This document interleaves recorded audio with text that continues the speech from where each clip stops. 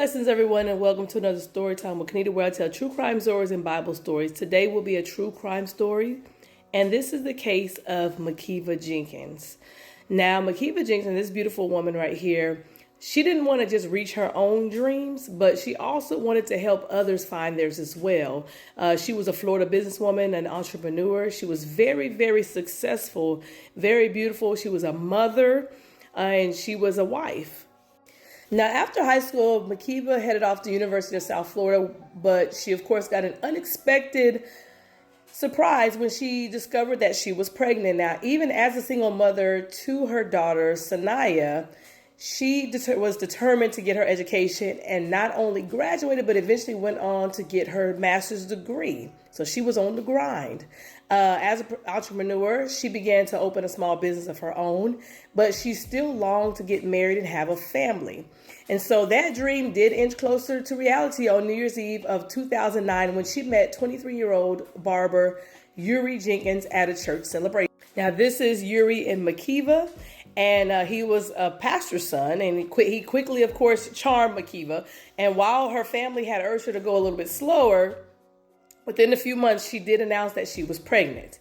Now, after welcoming a son, the pair tied the knot in the church ceremony surrounded by their friends. But a few years into their marriage, the couple hit a rough patch when Makeva discovered that Yuri had gotten another woman pregnant. Now, despite that betrayal, she loved Yuri so much that she eventually agreed to take him back, and he even helped her develop a new business idea, a company that helped people create business plans called the Prime Enterprise Group. Now, the business was a success, and after years of struggling financially, the couple began to enjoy a more comfortable life. Now, they also celebrated the birth of their daughter. So at this time, they had 3 children, or 2 children together, and she had one on her own. But on June 23rd of 2017, Makeva had reflected on her good fortune herself in a post on social media. This is what she said. She said, "I've been with my husband for 7 years, and every time I look at him, it feels like New Year's Eve 2009 when I saw him in church. I thought he was the most handsome guy I ever met. I didn't say anything to him until 2010, and we've been making history ever since. I love me some Mr. Jenkins," she wrote. Just 6 days later, June 29th of 2017, Makeva would be shot to death. Now, according to Greer, who lived with the family, on that night, he was hanging out in the makeshift garage barbershop with Yuri and their friend Dimitri Dale after midnight when a masked gunman had barged into the garage. The gunman forced the trio into the home's upstairs where Makeva and her children were asleep. Yuri told detectives that he asked the gunman if Dale could take his children downstairs, and inexplicably, the gunman agreed. Now, then after that, the gunman forced Greer and Yuri to lay face down on the ground.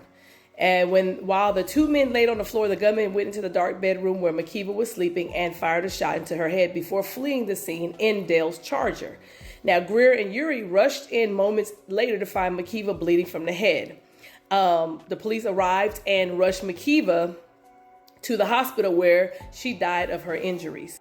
Now, initially, investigators believed that the gunman may have been looking for Makeva's mom, Quest, after all 3 witnesses reported the suspect had been asking, "Where's Quest?" Now, Greer knew his mom had recently purchased some drugs with fake money and thought the crime may have been in retaliation for her actions. He also believed it was possible that the gunman mistook the sleeping Makeva for Quest, who hadn't been at the residence that night. So detectives could never figure out why an angry drug dealer would have gone to Makeva's home rather than track Quest down at her own apartment close to about 45 minutes away. Now, investigators did find out that Quest had never given anyone any fake money for drugs. Quest denied that she even given anyone fake money for drugs.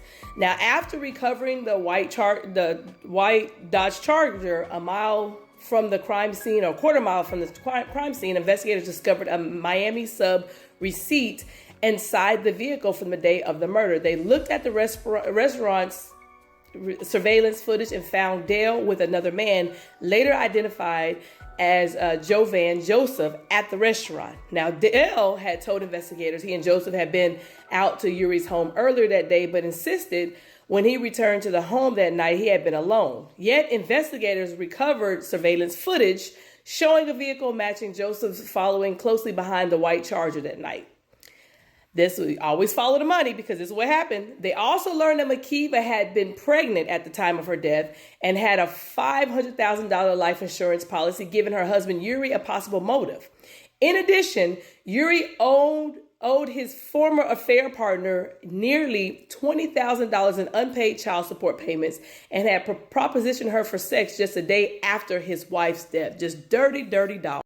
Now, armed with the new information, they put pressure on Dale, who ultimately admitted that Joseph shot Makeva at Yuri's request in exchange for money. Now, Dale also agreed to record a damaging conversation between himself and Yuri, which helped put Makeva's husband away. Yuri was convicted of first-degree murder in May of 2022 and sentenced to life in prison. In exchange for his cooperation, Joseph, the trigger man, received a 15-year sentence for first-degree murder. Dale was convicted of manslaughter and received a 45-day sentence.